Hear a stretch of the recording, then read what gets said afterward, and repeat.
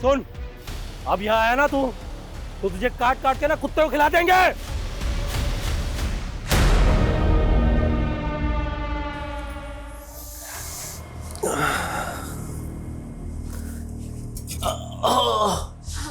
क्या हुआ? कुछ नहीं, पेट में दर्द हो रहा है। आप लेटिए, मैं बाम लेकर आती हूँ।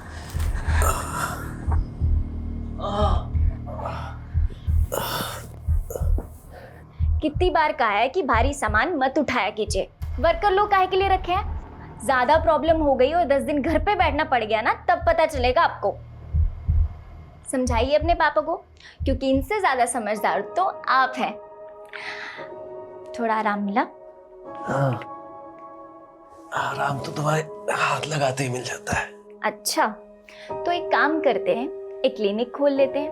पेशेंट्स आएंगे, हम बस टच करेंगे और फीस ले लेंगे। खूब कमाई होगी और फिर हम उससे अपना एक नया बंगला ले लेंगे।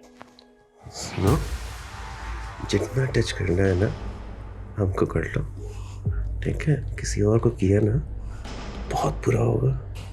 तुम तो एक पर्सनल डॉक्टर हो ना। अच्छा। हाँ, और एक बंगले की बात, तो तुम्हारे लिए ना माल खरीदेंगे। अब पूछो माल का नाम क्या रखेंगे? क्या? रज्जी महल। सच्ची में? बातें बनाना तो कोई आपसे सीखे। अरे तुम भी तो सीख लो जरा। छोड़िए ना, बच्चे तीनों जगे हुए हैं, क्या कर रहे हैं? चौथे को भी जगने दो।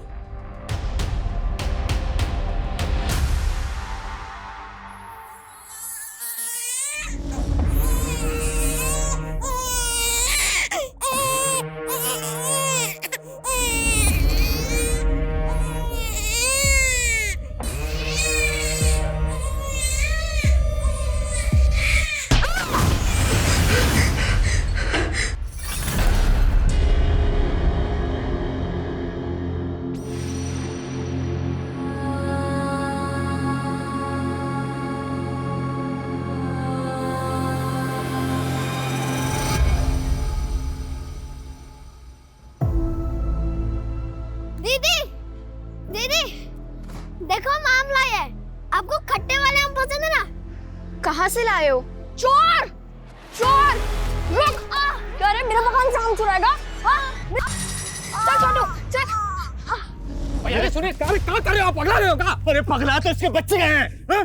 रुकिए, बेटा चोरी करता है और बहन खून। अरे भैया, बच्चों का मैटर है, भीड़ गए होंगे। अरे बच्चों का मैटर? मेरे बेटे को 16 टांके आए हैं, हॉस्पिटल में है वो, पता है? अरे तो उसका खर्चा हम दे रहे हैं ना भैया। अरे रखो अपना खर्चा, हम बता रहे हैं अगर हमारे बेटे को कुछ हुआ ना, पूरे परिवार में तुम्हारे मातम छाएगा, फिर वही तुम्हें खर्चा करना सबके। ए भैया जी, ए चुप रहो, नहीं तो अभी के अभी सबका खोपड़ी फोड़ देंगे, बता रहे हैं। अरे का मार मुरा दोगे क्या इन्हें? हम कह रहे हैं ना आपसे, हम इन्हें समझाएंगे। अरे समझाओ मत, इनको बताओ, जैसे कुत्ते को बांध के रखते ना पट्टे से, अपने बच्चों को बांध के रखे, नहीं तो बता रहे बहुत बुरा होगा। अरे हाँ हाँ चरण भैया, हम समझाएंगे ना, आप जाइए ना, और किसी चीज की कोई जरूरत हो तो बताइएगा। अरे नहीं चाहिए हमें कुछ।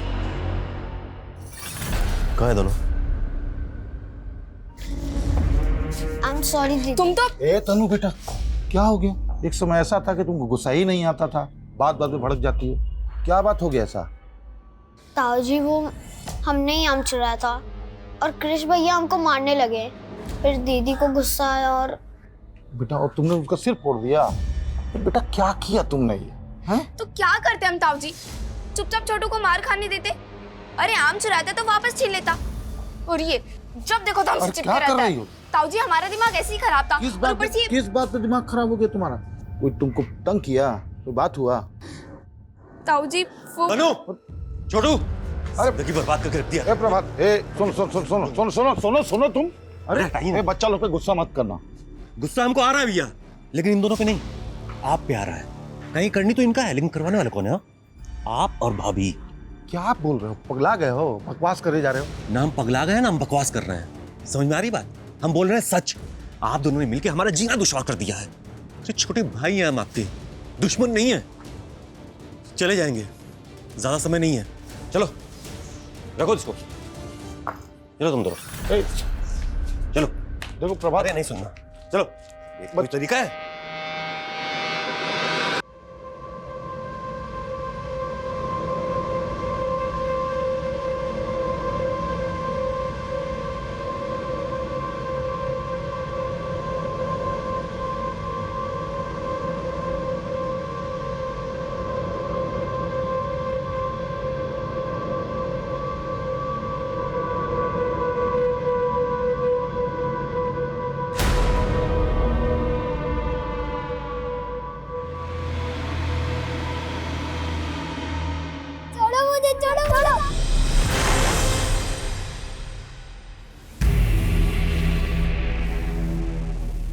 छोटू, छोटू, छोटू।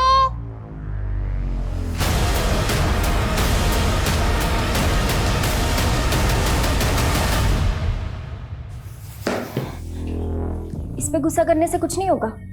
जब तक हम बर्बाद नहीं हो जाते ना, ये सब बंद नहीं होने वाला। कहाँ मिला है तुमको? घर के बाहर। जब से ये सब मिलने लगा है ना कुछ गलत होता जा रहा है। अपनी तनु कितनी शांत स्वभाव की थी, कोई सोच भी नहीं सकता कि पत्थर मार के किसी का सर फोड़ देगी। अगर हम रंगे हाथ पकड़ लेते ना तो वही हाल करते जो तनु ने कृष का किया।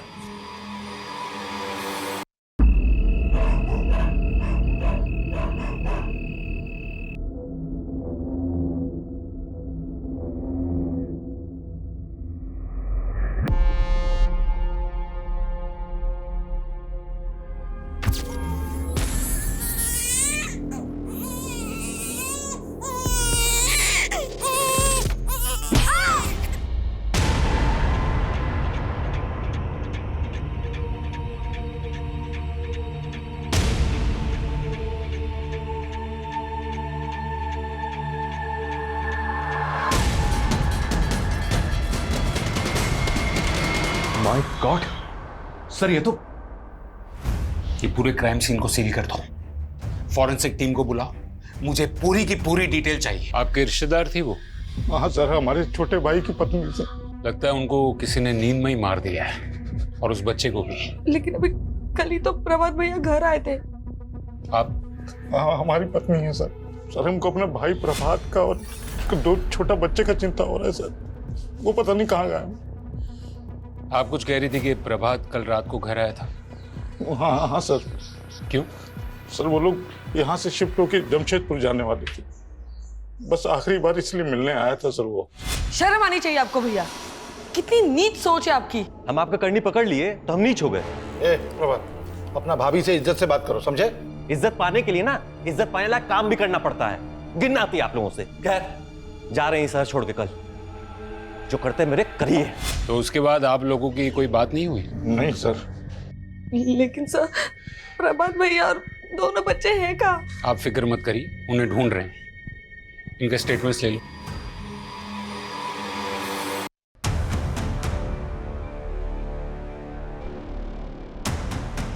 सर ये देखिए। बेटा बेटा आराम से आराम से। इसकी बहन कहाँ है? कविता। सर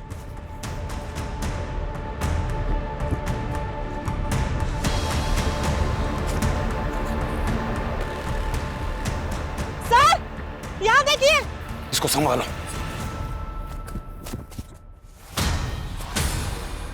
ये खून? अरे अरे बेटा, ओ बेटा। छोटू का है, छोटू का है, छोटू का है, छोटू। ये देखो आगे।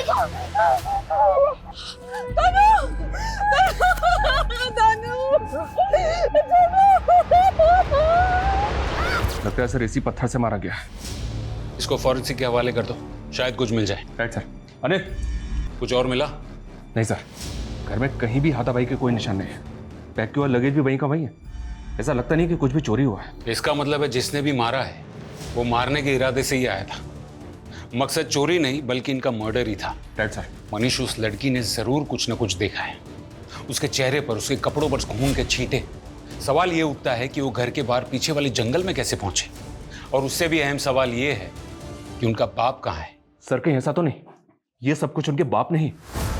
इस वक्त कुछ भी रूल आउट नहीं कर सकते। सर यकीनन लड़की के स्टेटमेंट से बहुत कुछ पता चल सकता है, लेकिन वो काफी सदमे में है। अभी उससे कुछ भी पूछना सही नहीं होगा।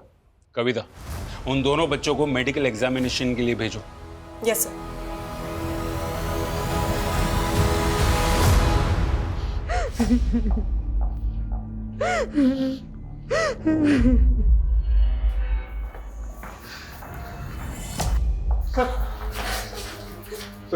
सर क्या बोले डॉक्टर? वैसे दोनों बच्चे अभी ठीक हैं, शारीरिक रूप से उन्हें कोई चोट नहीं पहुंची है, लेकिन क्या? तन्नू के दिमाग पर असर पड़ा है। शायद उसने कुछ देखा है, लेकिन क्या, ये वही बता सकती है। बेटा, देखो, तुम्हें कोई कुछ नहीं करेगा। तुम बस बता दो कि तुमने क्या देखा। घर में कोई आया था?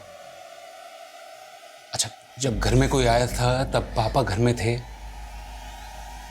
अगर तुम कुछ बोलोगी नहीं तो हम पापा को ढूंढेंगे कैसे? याद करो, कोशिश करो बेटा। जब कोई आया था तब तुम सो रही थी या जाग रही थी? तनु क्या हो रहा था? रोना नहीं है? मैं तुम्हारे साथ था। इसमें तो कोई शक नहीं है कि जब मर्डर हुआ तब तनु वहीं पर थी, क्योंकि तनु जब हमें जंगल में मिली तब उसके चेहरे पर और कपड़ों पर खून के छींटे थे। तनु और उसका छोटा भाई दोनों उसी कमरे में थे, पर किलर ने उनको नहीं मारा। मेरा मतलब सर, 2 चश्मदीद गवाहों को जिंदा छोड़ दिया। या तो किलर उनको जानता होगा और वो उनसे इतना प्यार करता होगा कि वो उन्हें मारना नहीं चाहता होगा, यानी कि उनका बाप था। या फिर किलर ने उनको देखा ही नहीं होगा और तनु ने समझदारी दिखाई और वो अपने भाई को लेकर वहां से चुपचाप भाग गई। सर, तनु ने अपनी माँ और अपने नन्हे भाई को अपनी आंखों के सामने इतनी बुरी तरह से मरते हुए देखा और इतनी प्रेजेंस ऑफ माइंड दिखाई कि वो अपने नन्हे से भाई को वहां से चुपचाप लेकर निकल जाए और किलर को पता भी ना चले। ये बात समझ में नहीं आ रही। सर, प्रभात और रज्जी का फ़ोन मिला है घर पे। हमने दोनों फ़ोन फॉरेंसिक और साइबर वालों को दे दिए। तनु के लिए काउंसलर का इंतजाम हो गया? यस सर, कल से सेशन स्टार्ट हो जाएगा। छोटू, ले बेटा दूध पी ले। नहीं, छोड़ो। क्या दे रहे तुम मेरे भाई को? क्या हुआ तुमको? क्या हुआ? क्या हुआ बेटा? हाँ? धर्म? पता नहीं, मैं तो दूध लेके आया था छोटू के लिए जो आपने मुझे दिया था। इतने में तनु ने मेरे हाथ से छीन लिया। बेटा, ये तुम्हारे मामा है ना? हाँ? क्या हो? वो ताई जी, हमें छोटू को दूध पिलाना था। ठीक है, पिला। अरे छोटू, दूध पी ले। मैंने क्या किया है? इसी का दिमाग खराब हो।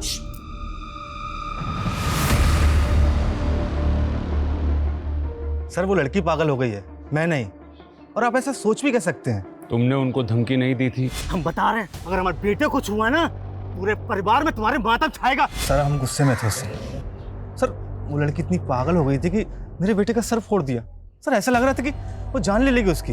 एक बाप अपने बेटे का खून देखेगा ना तो गुस्सा तो आएगा ना। और उसी गुस्से में तुमने उसी तरह से उसकी माँ और उसके भाई का सर फोड़ दिया। सर, आप फिर से वही बात कर रहे हैं। जब से मेरे बेटे का सर फटा है ना सर, मैं उसके पास ही हूँ, उसको छोड़ के कहीं नहीं गया हूँ। शहर छोड़ के कहीं मत जाना, और जब भी बुलाया जाए पुलिस स्टेशन आ जाना।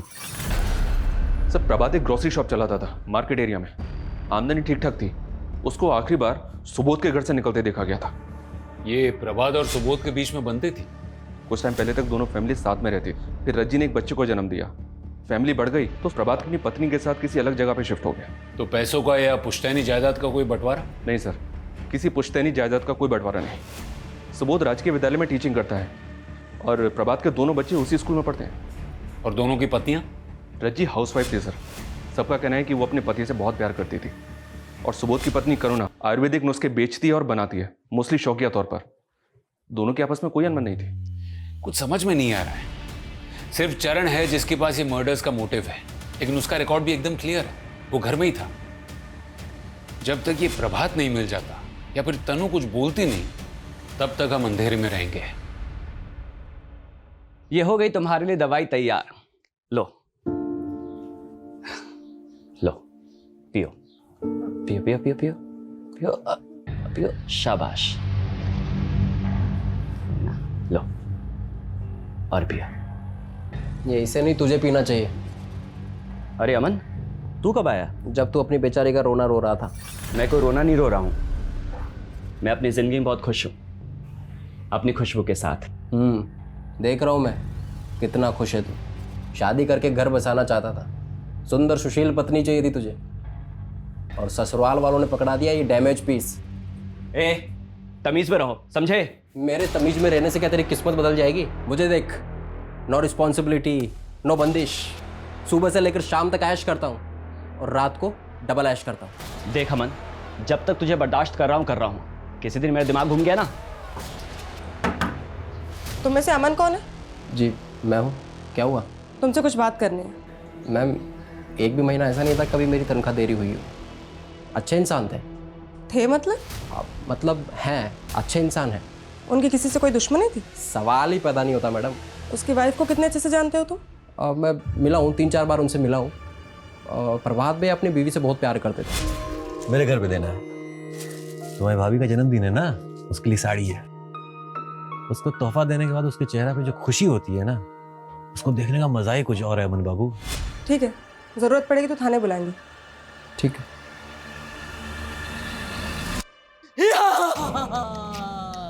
मैं ड्रैगन हूँ, मैं सबको खा जाऊंगा। मुझे सिर्फ छोटू की हंसी रोक सकती है, नहीं तो मैं अमर हूँ। और जैसे जैसे छोटू की हंसी बढ़ती जाएगी, वैसे वैसे मेरी शक्ति कम हो जाएगी।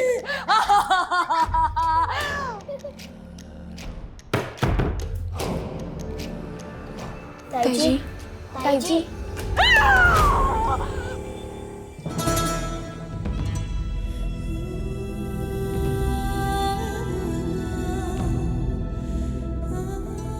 सुबोध जी, लगता है आपकी वाइफ इन बच्चों से बहुत प्यार करती है। हाँ सर, करुणा के अलावा इन बच्चा लोग को इतना जल्दी कोई भी ठीक नहीं कर सकता था। इसका जान बसता था बच्चों में। और प्रभात की? मेरा मतलब है प्रभात भी इन बच्चों से उतना ही प्यार करता था। सर, जितना आप करुणा का प्यार देख रहे हैं ना, उससे कहीं ज्यादा। प्रभात का पूरा जिंदगी बच्चा लोग और रज्जी के इर्द गिर्द घूमता है सर। अगर ऐसा है तो फिर ये प्रभात गायब कहाँ हो गया?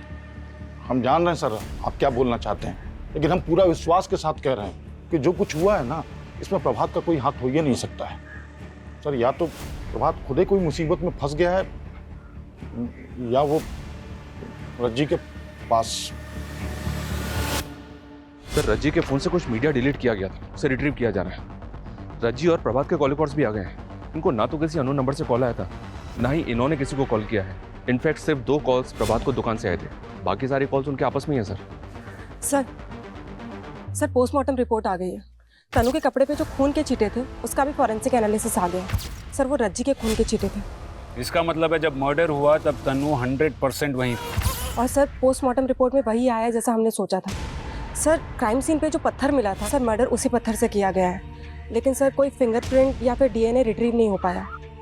सर, रज्जी पे 4 से 5 बार उस पत्थर से वार किया गया है और बच्चे पे 1 बार। इसका मतलब है मारने वाले के दिमाग में बहुत ज्यादा नफरत भरी हुई थी। सर, इसी वजह से पत्थर पे इतना ज्यादा खून था कि कोई फिंगरप्रिंट नहीं मिल पाया। और कुछ अनयूजुअल? यस सर, रज्जी के साथ रेप भी हुआ था, लेकिन उसके मरने के बाद। व्हाट? लाश के साथ रेप? मतलब नेक्रोफिलिया? मतलब ये बंदा मुर्दों के साथ सेक्स करता था? बच्चों के लिए काउंसलर आ रहे हैं ना? Yes sir. देखो बेटा, हम जानते हैं कि आप बहुत दुखी हो, लेकिन उस किलर ने आपके छोटे भाई गोलू को बहुत चोट पहुंचाई है ना, और आपकी माँ को भी ना। बेटा, उस आदमी ने जब आपके छोटे भाई को और आपकी माँ को मारा, तब आप वहीं थी ना? क्या हुआ था वहां? आपने उस आदमी की शक्ल देखी थी ना? तनु, प्लीज, अभी तनु बहुत डरी हुई है, हम बाद में पूछताछ करेंगे।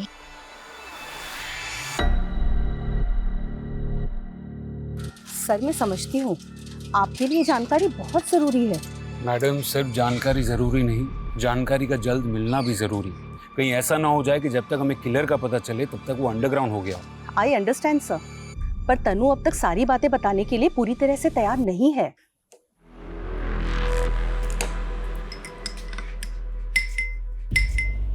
ताई जी, आप ये दूध में क्या मिला रही हैं?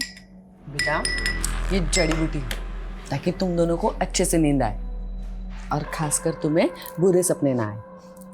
ताई जी, हमको बहुत डर लगता है। इसीलिए तो दवाई दे रही हूँ, सारा डर खत्म हो जाएगा।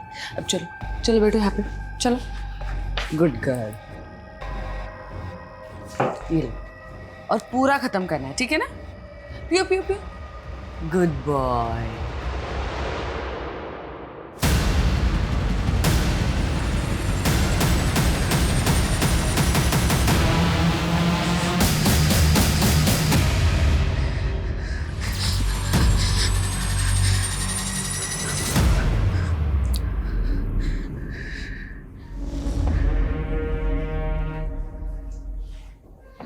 प्राची महल। मैं कम इन सर? कम इन। सर रज्जी के फोन से जो मीडिया फाइल डिलीट हुए थे वो मिल गए। कुछ पिक्चर्स थे सर, ये। मतलब रज्जी किसी और के साथ? क्योंकि फोटो में इस आदमी की डील डॉल देखकर ये तो साफ पता चलता है कि ये प्रभात नहीं है। सर हो सकता है रज्जी को कोई ब्लैकमेल कर रहा हो।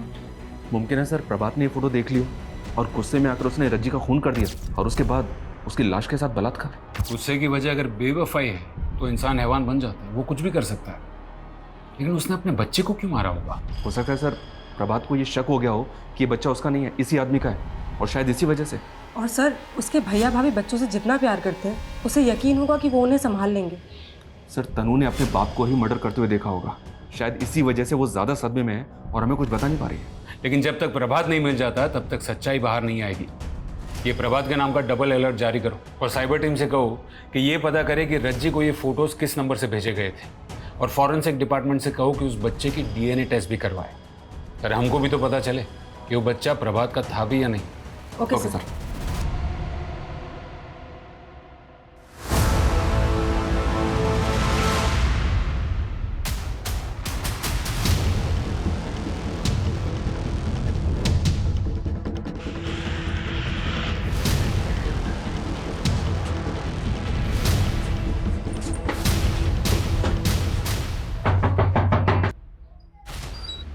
अमन कहाँ है?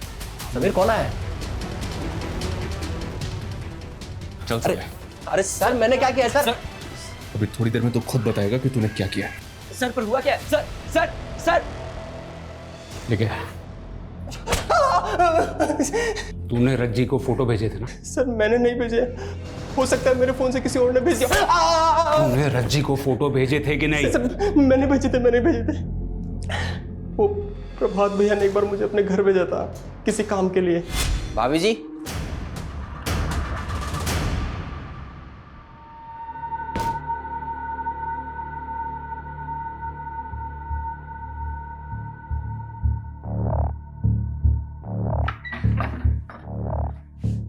अमन भैया आप कब आए? अभी कुछ देर पहले, जब आप अपने कपड़े पहन रही थी। ये क्या बकवास कर रहे हैं आप? विश्वास नहीं होता आपको? हाँ? ये देखिए, अच्छी है ना वीडियो? डिलीट कीजिए नहीं तो। अरे ऐसे कैसे डिलीट मार दें? हाँ? अभी आपने सब कुछ दिखाया है तो हम भी तो कुछ दिखाएंगे। मुझे जब भी मौका मिलता था मैं वहां पहुंच जाता था। बाकी के 2 बच्चों को क्यों छोड़ दिया? सर हम सच कह रहे हैं, बच्चे को और भाभी को मैंने नहीं मारा। ये सब किसने किया मुझे नहीं पता। लेकिन तनु को पता है, उसने देखा था तुझे। अच्छा बेटा बताओ ये कौन है? अमन चाचा। बेटा उस रात वहां पर अमन चाचा ही थे ना? नहीं बेटा ठीक से याद करो, उस रात वहां पर अमन चाचा ही थे ना? उन्हीं ने तुम्हारी माँ को और तुम्हारे भाई को मारा ना? नहीं, अमन चाचा नहीं थे वहां पे।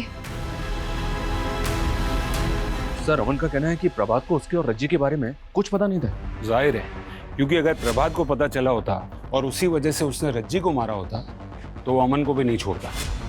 सर बच्चे की डीएनए रिपोर्ट आ गई। गोलू प्रभात का ही बेटा था, तनु और छोटू का सगा भाई। सर हम इस केस के तकरीबन हर पहलू को इन्वेस्टिगेट कर चुके हैं। ना तो हमें अभी तक कातिल मिला है और ना इस कातिल के बारे में कोई क्लू मिला है। You are right. अब तक हम इस केस के हर पहलू की तहकीकात कर चुके हैं, सिवाय एक। शुरू से हम सुनते आ रहे हैं कि प्रभात और रज्जी जमशेदपुर शिफ्ट हो रहे हैं। कहीं ऐसा तो नहीं है कि इस वारदात की जड़ें वहीं से उगी हों?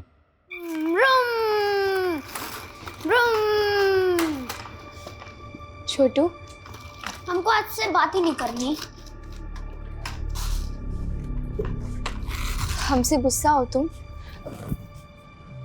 देखो हमें तुम्हारी फिक्र है ना, इसलिए हम कभी कभी तुम पर गुस्सा करते हैं। कभी कभी तो आपसे डर भी लगता है। तुम्हें कुछ नहीं हो, इसलिए तो हम तुम्हें कभी अपनी आंखों से दूर होने नहीं देना चाहते ना। अच्छा सॉरी, कान पकड़ के सॉरी। मम्मी पापा तो छोड़ के चले गए, अगर आप भी ऐसा करोगे तो सॉरी बोला ना, अब आजा जल्दी से। ये अब से हम लोग हमेशा साथ रहेंगे, खुश रहेंगे। हाँ दीदी, पर रहेंगे कहाँ? मैडम हम प्रभात को 20 सालों से जानते थे। वो बहुत अच्छा आदमी था। उनकी किसी से कोई दुश्मनी?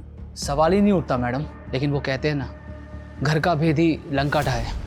क्या मतलब?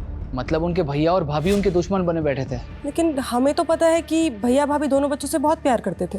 मैडम हम कहाँ मना कर रहे हैं इस बात से, लेकिन ज़रूरत से ज़्यादा प्यार भी जहर बन जाता है। करुणा भाभी प्रभात को अपने बच्चे की तरह समझती थी। रज्जी को भी फूलों की तरह रखती थी करुणा भाभी। लेकिन फिर तन्नू के जन्म के बाद करुणा भाभी ने बच्चे की सारी जिम्मेदारी अपने सर पर ले ली। कभी कभी तो यही समझ नहीं आता था कि बच्चे की माँ रज्जी है या फिर करुणा भाभी। बस यही बात रज्जी को खलने लग गई। हमें पता है कि जब प्रभात ने अलग होने की बात की थी तो दोनों भाइयों में काफ़ी कहासुनी हुई थी। जी बिल्कुल मैडम। करुणा भाभी की तबीयत फिर बिगड़ने लग गई, उन्हें दौरे से पड़ने लग गए। सुबोध भैया ने उनका इलाज कहाँ कहाँ नहीं करवाया।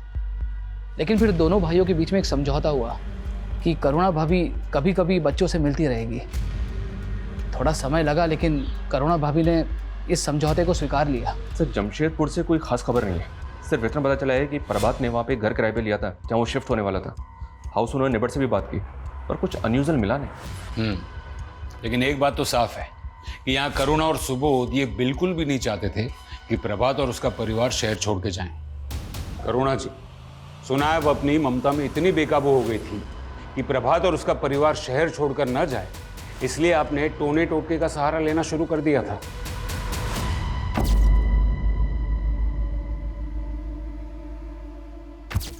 देखिए, जितना जल्दी सच बोलेंगे ना उतना बेहतर रहेगा तुम दोनों के लिए। सर, हम अपना करुणा को टूटते हुए नहीं देख सकते थे सर। इसमें हमारा जान बसता है, और अगर ये मां नहीं बन सकती है तो इसमें इसका क्या गलती है सर? और क्या किया है इसने? बस बच्चा लोगों को प्यार किया है ना सर। आप बताइए, बच्चा लोगों को प्यार करना कोई कानूनी जुर्म होता है क्या?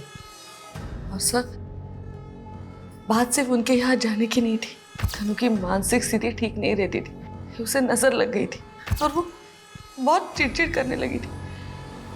इसलिए मैंने सोचा कि अगर मैं काला जादू करूंगी तो वो थोड़ी ठीक हो जाएगी। आखिरी बार जब प्रभात तुमसे मिलने आया तब तुम्हारी उससे लड़ाई हुई थी? नहीं सर, हम अपना भाई से कभी लड़ ही नहीं सकते थे। वो तो थोड़ा कहासुनी हो गया था। प्रभात, अपना भाभी से इज्जत से बात करो, समझे? इज्जत पाने के लिए ना इज्जत पाने लायक काम भी करना पड़ता है। वो सब भूल गया था सर, वो सब कुछ भूल गया था जो हम उसके लिए किए थे। वो बस हमसे पीछा छुड़ाना चाहता था, और इसीलिए तुमने उसकी जान ली। उन दोनों बच्चों को छोड़ दिया जिससे तुम्हारी पत्नी को लगाव था, लेकिन उस मासूम बच्चे की जान ले ली जिसे रज्जी ने अपने करीब रखा था। और फिर अपने बदले की आग में तुमने रज्जी की लाश के साथ भी। क्या बोल रहे हैं सर आप? कितना घिनौना इल्जाम लगा रहे हैं। सर कैसी बातें कर रहे हैं आप? सर हमने ऐसा कुछ नहीं किया, मैं कह रही हूँ ना, हमने कुछ नहीं किया है सर, कुछ नहीं किया है। इनके खिलाफ हमारे पास कोई सबूत नहीं है। सर तनु इनके ही घर में रह रही है, कहीं ऐसा तो नहीं कि इनके डर से वो कुछ नहीं कर रही? अनीश, वो उनकी गाड़ी में, सिर्फ शक के बिना पर हम कोई कदम नहीं उठा सकते। फिर भी उन पर 24 घंटे नजर रखो। कमाल है, हर कोई ऐसा कह रहा है कि हत्याकांड के कुछ दिनों पहले से ही तनु अजीब बिहेव कर रही थी। वो अपने छोटे भाई के लिए वो क्रिश पर जानलेवा हमला भी कर दी। आखिर एक 10 साल की बच्ची में इतना अग्रेशन किस बात का? अरे वाह तन्नू बेटा, आज तो आपके चेहरे पे न गुस्सा है न डर। अच्छा एक बात बताओ, दुनिया में आप सबसे ज्यादा किससे प्यार करते हो? छोटू से। छोटू से? वो है ही इतना प्यारा, तभी तो आप छोटू को सबसे बचाते ही रहती हो, है ना? उस दिन भी आपने छोटू को बचाने की कोशिश की ना, इसीलिए आपने पत्थर से कृष का सर फोड़ दिया ना। इसका मतलब कोई भी छोटू को अगर तकलीफ देने की कोशिश करेगा तो मैं उसका सिर फोड़ दूंगी। सर तन्नू का केस थोड़ा पेचीदा है। उसे अपनी माँ की मौत देखने का, अपने भाई की मौत देखने का, अपने बाप के लापता होने का दुख तो जरूर होगा, पर उससे भी ज्यादा सदमा उसे छोटू को कुछ हो जाने के डर का है। इसका मतलब है कुछ ऐसा हुआ होगा जिसे तनु को लगे कि छोटू को खतरा है। वो छोटू को लेके अब भी इतनी पॉजिटिव है कि किसी को भी उसके करीब जल्दी जाने ही नहीं देती। जिस खतरे से तनु अपने भाई को बचाना चाहती है, क्या वो खतरा उसकी माँ और भाई की मौत से जुड़ा हुआ है या फिर उसके डर की वजह कुछ और ही है? और क्या ये खतरा अब भी कायम है? ये आप क्या बना रहे हो दीदी? ये रज्जी महल है, ये पापा ने हमारे लिए बनाया। यहाँ आंगन में होगा झूला और फिर यहाँ से ऊपर जाने के लिए हमारे कमरे में होगी सीढ़ी और हमारे कमरे में होगा एक गद्देदार बेड जिसमें तुम खूब उछलोगे, है ना? हाँ। माँ पापा भी वहाँ होंगे? क्या वो हमारा इंतजार कर रहे हैं? माँ तो नहीं, लेकिन पापा जरूर होंगे वहाँ पे। हमारे भाई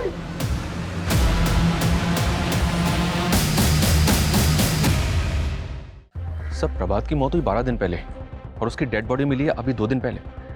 पोस्टमार्टम में मौत की वजह? सर पे चोट। मतलब वैसे ही जैसे रज्जी और उसके बच्चे को मारा, लेकिन मर्डर के लोकेशंस अलग अलग हैं। जिस जंगल में प्रभात की लाश मिली, हो सकता है किलर ने प्रभात को उसी जंगल में मारा, वहां डंप किया और फिर प्रभात के घर चला गया। इसका मतलब है मनीष कि वो दोनों बचे हुए बच्चों को भी मारने की कोशिश करेगा।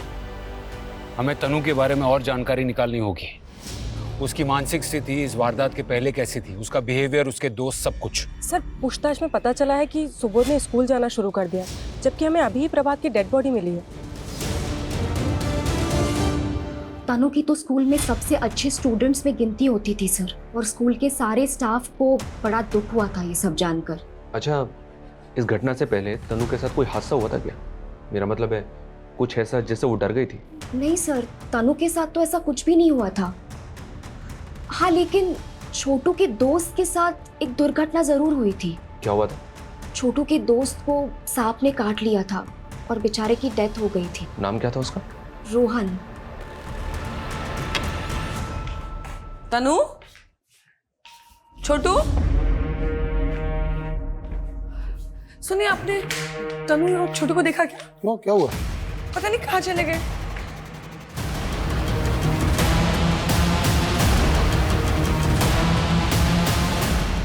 स्कूल स्टाफ का कहना है सर कि छोटू के फ्रेंड रोहन की मौत सांप के काटने से हुई थी, जबकि रोहन के नेबर्स का तो कुछ और ही कहना है। क्या मतलब? उनका कहना है कि रोहन ने पॉइजन खा के आत्महत्या कर ली थी। क्या? क्या सर? लेकिन एक 8 साल का बच्चा सुसाइड क्यों करेगा? सर, रोहन के नेबर्स का ऐसा मानना है कि रोहन को शायद स्कूल में सेक्सुअली एक्सप्लॉइट किया जा रहा था। कहीं ऐसा तो नहीं कि तनु ने रोहन के साथ गलत होते हुए देख लिया हो और इसीलिए वो छोटू को अपने पास ही रख रही थी?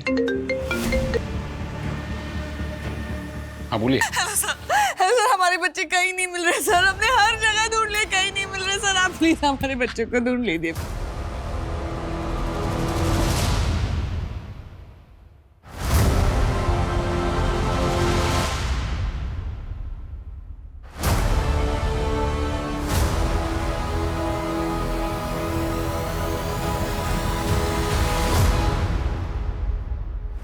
मॉलेस्टेशन?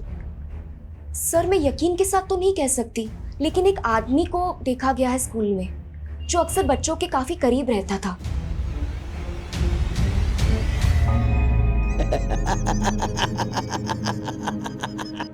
बस दीदी, अब नहीं पीना। बेटा थोड़ा और पी लो। नहीं आंटी। बेटा, ऐसे किसी को बिना बताए कहीं चले जाना ये गलत है ना? कहाँ जा रहे थे? रज्जी महल जा रहे थे हम लोग। रज्जी महल? ये कहाँ है? अंकल, पापा ने जमशेदपुर में हमारे लिए घर बनाया, उसका नाम उन्होंने रज्जी महल रखा है। हम वहीं जा रहे थे ताकि मेरे छोटू को कुछ ना हो।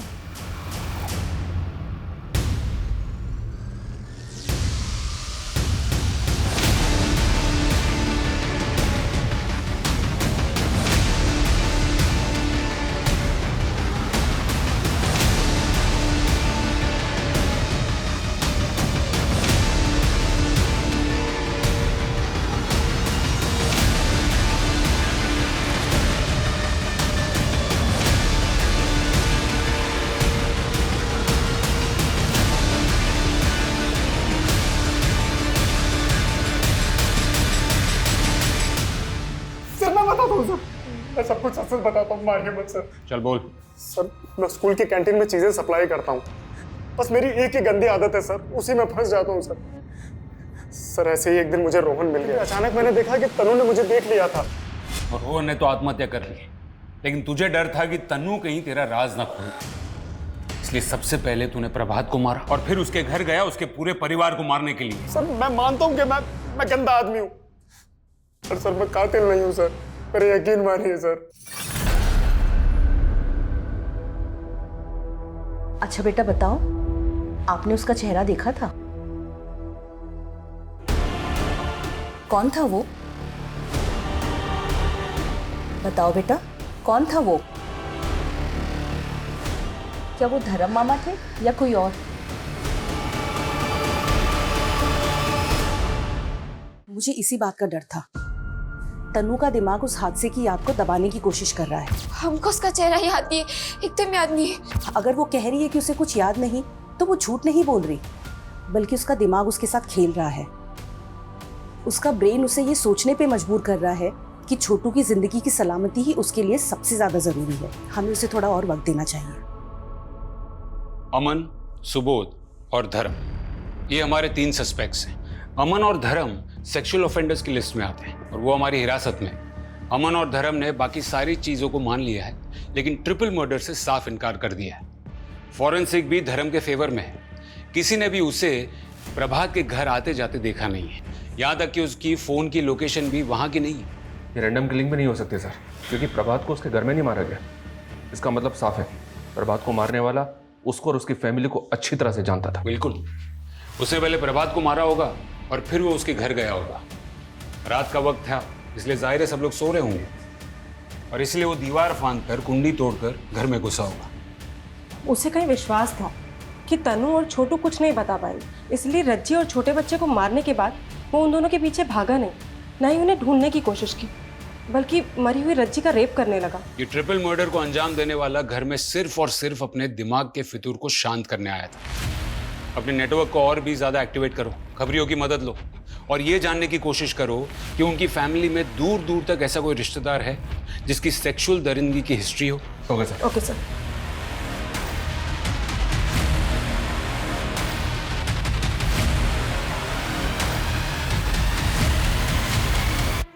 वैसे तो बहुत नौटंकी आते ही इधर साहब, पर एक बेवड़ी ने ना हमारी नाक में दम कर रखा था। ऐसा क्या करता है वो? पता नहीं कहाँ से सांप सेक्स बढ़ाने की दवा खाकर आता था, फिर हमारी लड़कियों को इतना परेशान करता था ना, ये मारता था, पीटता था, गला तक दबाता था। हमने तो अपनी लड़कियों को समझा दिया साहब कि अगर ज्यादा परेशान करे ना तो ऐसी एक्टिंग करना कि जैसे मर गई, पर साला तब भी नहीं मानता था, अरे डेड बॉडी से भी करने को तैयार हो जाता था। सेक्स के लिए पागल है साला। इस लीड पे काम करो, हो सकता है कि इसका कोई रिश्ता हो इस ट्रिपल मर्डर से। यस सर, हमने हर कोठे पे अपने आदमी प्लेस कर दिया। वहां के लोगों को भी कह दिया है कि जैसे ही वो आए हमें इशारा कर दें।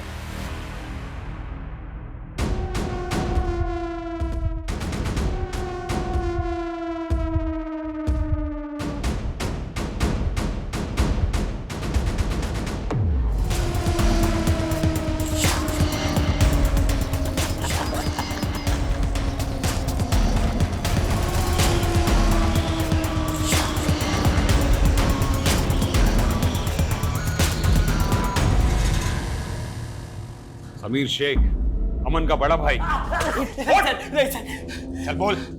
अमन ने मुझे रज्जी के साथ वाला वीडियो दिखाया था।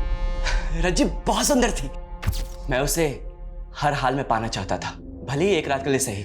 लेकिन वो लोग शहर छोड़ के जाने वाले थे, तो मैंने भी उम्मीद छोड़ दी थी। फिर उस रात जब मैं अपने काम से वापस लौट रहा था, तब मैंने प्रभात को देखा। प्रभात की लाश ठिकाने लगाने के बाद मैं उसके घर गया। अपने पागलपन में मुझे ऐसी ही औरतों के साथ सेक्स करना पसंद है जो आधी मरी सी हो। मैंने तो बस इसलिए मारा था ताकि वो बेहोश हो जाए और मुझे पहचान न सके। लेकिन वो तो मर गई, और वो बच्चा, उसकी आवाज मेरे कान में चुभ रही थी। मैं उन दोनों बच्चों को भी मारना चाहता था, पर पता नहीं वो लोग कहाँ गायब हो गए। इतनी हैवानियत, इतनी दरिंदगी।